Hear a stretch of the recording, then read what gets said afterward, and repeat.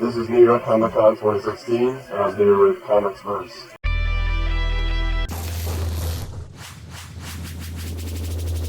Hi everyone, I'm Callie, and I'm here with Erica Henderson, who is the artist of Squirrel Girl. Hi. Yeah, so how are you enjoying Comic-Con so far? It's been good. It's always, Comic-Con has so many people, it's always like kind of stressful, but it's like amazing. You know, it's like everything's happening at once and it's crazy, but it's great. I love it. How is it seeing people dress up as your character? I've seen a lot of Squirrel Girls around. I feel like, I think when it first started happening, it was really weird. I think by now I'm kind of used to it, but it's been a couple of years now, so like I finally had time to acclimate, you know. So could you tell us about your personal history, your origin story? Well, when I was about 13, I was bitten by a squirrel. True story. I really was. There's still like there's still like a tiny little half moon right here. Yeah, you can still see it. Now you have to describe everything. Like, how did this happen? Where were you? I was in Yellowstone National Park. No, not Yellowstone. Yosemite National Park. And I was feeding a squirrel, and it was very nicely taking nuts. And at one point, it decided it stopped wanting nuts and just bit my hand and ran away. It was suddenly like a real jerk. And that's also when I first found out that squirrels don't really spread rabies too much. Yeah, I know. I didn't need like 5 shots to the stomach because it's awful.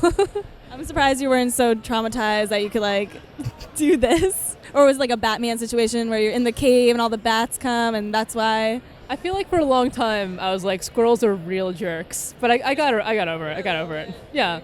I feel like I've been bitten by enough small animals at this point that I'm like, it's fine. What else have you been bitten by? Rabbit, mice, but they were domestic mice, so I didn't have to worry about diseases there either. I went to high school at a school in New York called LaGuardia, which is actually an arts high school, and it's the Fame School.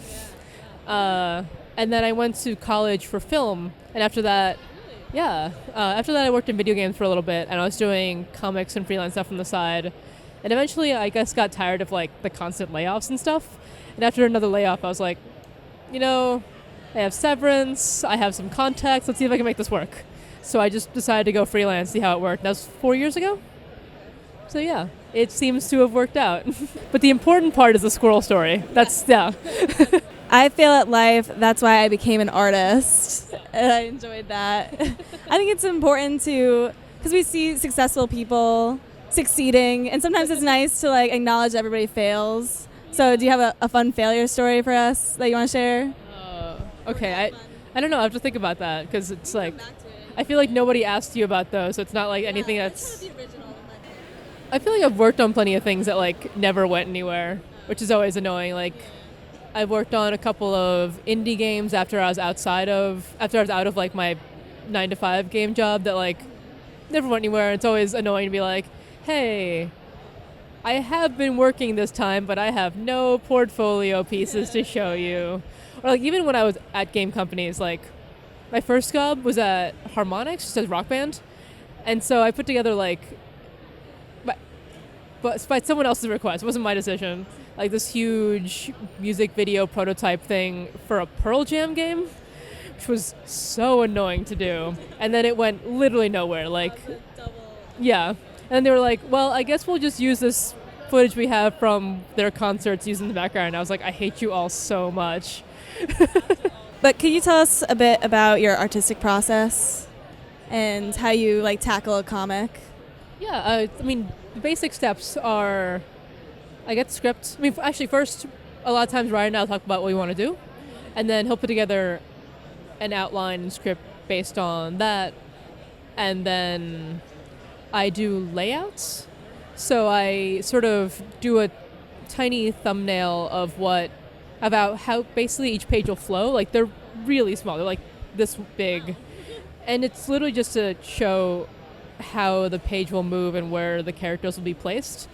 Because I feel like if you can't get the story to flow, then you're not getting it. Like, if it's difficult to read, then you're losing people already. Like, it has to... Very visual. Yeah, I mean, but it's also, like, the art is in service of the story. You have to tell the story with the art. So if you're not doing that, then it's no good. So that's like the most important part, really. And then I actually do the next stage on the computer. And so I'll draw everything out. It's just faster, so I can make the edits quicker. And with deadlines the way they are, constant, that's really important. Then I'll print them out in blue, and then I'll ink over that because I like the way real ink looks. And then scan them back in and send them off to Rico, the colorist. But that's the basic rundown. And how is it working with Ryan North? Ryan's great. We didn't know each other before the book started.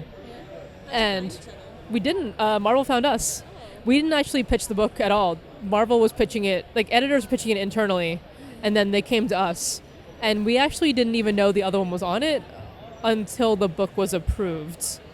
So I guess Ryan knew before I did because I got an email from Ryan saying, hey, I guess we're doing this book together. And I was like, oh. So then I wrote an email to our editor being like, thanks for telling me. I had to hear it from Ryan, who I'd never met before. Where do you find your inspiration for your drawings?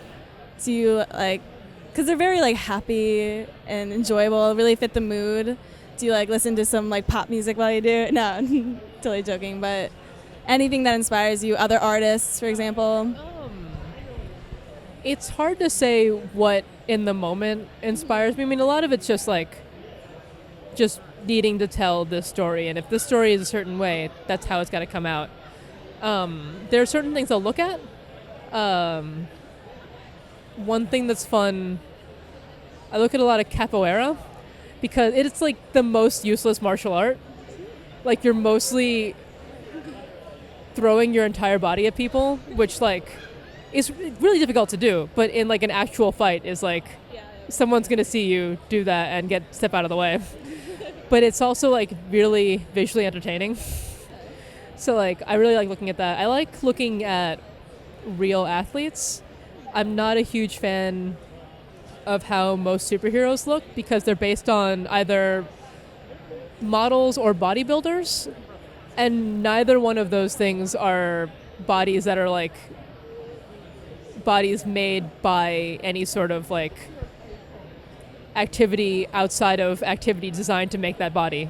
You're getting those shapes based on I'm working out a certain way so I can look like this, but not, but not running to do this or lifting things a certain way because you have to. It's not someone who's farming looks totally different, or someone who's doing certain sports look totally different. Yeah, swimmers always look different than gymnasts. Depending on what you do, that influences your body shape. Yeah, it's a great point. Really yeah. Cool. I love yeah. I have all these photos of Olympic athletes and how different they all look. Yeah.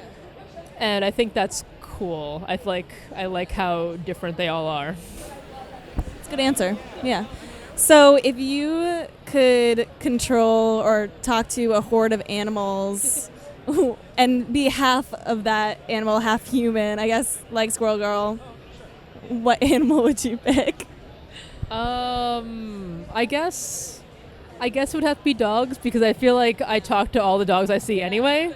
Whenever I see a dog, it's always hey, how's it going? Hey, buddy. So, I'm already halfway there. I already talk to dogs, so. Just no responses, yeah. No, they just sort of look at you and they're they either don't care because they're their owner's there, or they're that's the most you get, so. Where's my food? Yeah. So what can we expect from Squirrel Girl in the future? Any fun, exciting team-ups or anything you're not allowed? You probably can't tell us everything, but little hints. I guess one thing that we realized this weekend was that we've never had a female villain. So, yeah. We're definitely we're looking into it right now. Chipmunk Girl versus Squirrel Girl, maybe. Just kidding. One up. We talked about that too, but we've been looking through Marvel's whole lineup of, yeah, and we haven't used any of them. So I feel we're most excited about Black Cat, but she's in Hellcat right now. We told we're not allowed to use her. We were told explicitly. So. Anything else you'd like to add? I don't know. Did I not cover anything? Can you show us your drawing that you're working on? It's really good. Someone asked for a Derby Girl, Squirrel Girl for their friend that does derby. So, yeah. What else? Yeah. Yeah. So, thank you so much for talking with me. I'm Callie, and this is Erica Henderson. Thank you for watching, and if you enjoyed this video, follow us on Facebook and Twitter and Instagram, YouTube. Check out our website, comicsverse.com, where we have lots of great articles on comics. So, thanks again. Have a great con.